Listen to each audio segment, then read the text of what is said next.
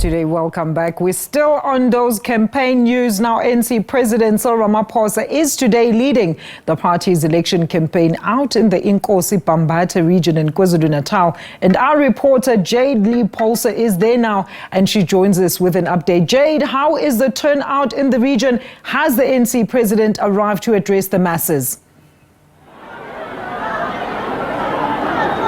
Well, a very good afternoon to you, Alicia, and to the viewers back at home. And yes, we do know, I've been speaking to my colleague, our political reporter, Samkela Maseko, who says that the president has just left Greytown and he's on his way actually to Durban, to Curriesfontein, and then he will only be making his way to where I am, Pietermaritzburg. President, very, very busy there, the ANC President Cyril Ramaphosa. But here in Pietermaritzburg, I can tell you, Alicia, the stadium is really filling up. We're seeing the young and the old, particularly the youth coming out in their numbers to hear what the ANC President Cyril Ramaphosa has to say. We are a mere 12 days away from the election, so a lot of people are keen to know what his address will entail, but also keen to hear what he has to say. Let's get straight into it. I have some people to speak to, predominantly the youth. Talk to us about what your expectations are once the president addresses us. No, thank you very much. I think the first thing which the president will do when he comes here is to diffuse the fact, the notion and the propaganda that the people of KwaZulu-Natal do not love the African National Congress anymore. Because when you turn your camera, you can see that the grandstands there are filling up. The people of KwaZulu-Natal are saying that come the 29th of May, we are going to cast our vote, and we're going to do that on all three ballots, and we're going to affirm the African National Congress as our government. But another thing which, of course, the president is going to do here when he comes here is the question of the 6 points which he had outlined at Moses Mabhida Stadium when we launched the Maihlomo phase of our campaign, the African National Congress. So he's going to speak on the 6 points, the 6 priorities, of which over the past 30 years we have seen enormously how the African National Congress has been trying to implement many of those. You come to KwaZulu-Natal, it's a rural province. Many parts of KwaZulu-Natal actually are rural. But if you go to these parts of KwaZulu-Natal, you then realize that 80%, 8 out of 10 houses in KwaZulu-Natal have got access to clean water.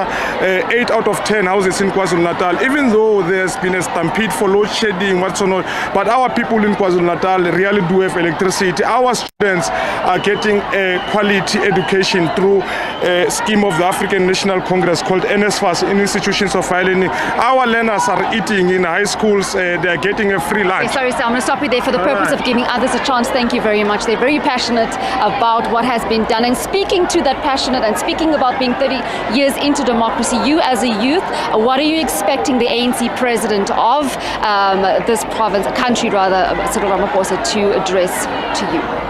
Okay, thank you for letting me to speak. So personally, I would like to say I am expecting the president to address some of the youth issues, which are some of us don't get jobs after varsity. You know, he gives us the funding of NSFAS, but after varsity, you're not able to use that money, like continue with your study afterwards. So personally, I would expect him to address us as a youth, hear our voices, because we have been raising up issues. Some people have campaigns, you know, to talk about issues that we have as the youth. So personally, I would just want him, even if he speaks to the elderly as well, but to involve the youth as well in what change is he going to bring to the youth. And before I let you go, you know, I've been doing a lot of stories with the youth, asking them, are they excited about heading to the polls? Are you excited to cast your vote? Very much so. I'm very much excited. Ballot number 1, ANC. Ballot number 2, ANC. Ballot number 3, ANC. Very much excited. Thank you very much for talking to us. Sir, I see you also here cladded out in ANC regalia. What brings you here to the stadium? I'm here today to listen to the president, but I have my own expectations. Number 1, the president, I expect him to be firm on the manifesto that he had on the first, when he addressed us. So that should be possible. Number 1, all the things that he mentioned should be, yes, in the manifesto, should be possible and delivered to the people. I've been around doing door to door to people, and the people have a few things that they are so worried of. Number 1 is rural areas not being provided with proper roads, proper water. At the same time, the electricity is still the problem. So I'm expecting the president to ensure that his manifesto is being delivered correctly. That's what I'm expecting. As my colleague have said, for the youth, in terms of employment, it's we need more opportunities for the youth. Even when it comes to the program like EPWs, those people should be having a proper employment in terms of being permanent instead of being contracted. So that's what I expect him to deliver to the people, because those are the issues that our people ask us every time we go to them.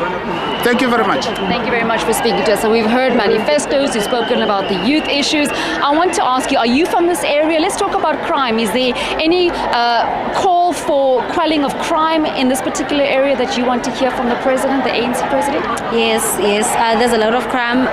I am a student, duty student. I feel like in Scottville, since there are a lot of students that live there, there's a lot of crime because people know that we are students that live there. So there's crime, especially when there's NSFAS money. So they know that the money has come in. So there's crime. I would like the president to talk about it, how he's going to try and ensure that there's security that protects us even during the night, because we go to school, we attend at night sometimes. So we need to be protected at all times. Okay, thank you very much for speaking to us. Well, as you heard, Alicia, a lot on the cards, hoping that the ANC President Cyril Ramaphosa will address some of these issues. Also speaking about the ANC manifesto, and are they going to stay true to their word? We'll wait to see. We are expecting the president to arrive roughly at about 5:30, Alicia. It has been a very long day for the ANC in the province. I'm told that he is flanked by the chairperson, Siboniso Duma, and they are going to be going to Curriesfontein and then only come back to Pietermaritzburg, where they will be addressing this crowd that seems to still be trickling into the stadium. I'll leave it there and hand back to you. So much to our reporter there, Jayed Paulse, who's out in Pietermaritzburg, as of course those residents clad in ANC regalia eagerly await the ANC president, who's also crisscrossing some parts of that region. They've spoken about jobs for youth as well as other youth upliftment initiatives that they would like to hear from the ANC president. And they said they would like to hear the president live up to the original ANC manifesto, basically delivering or telling the residents as to how he's going to deliver upon those promises, as well as, of course, rural infrastructure that needs to be upgraded and the combating of crime in that particular area.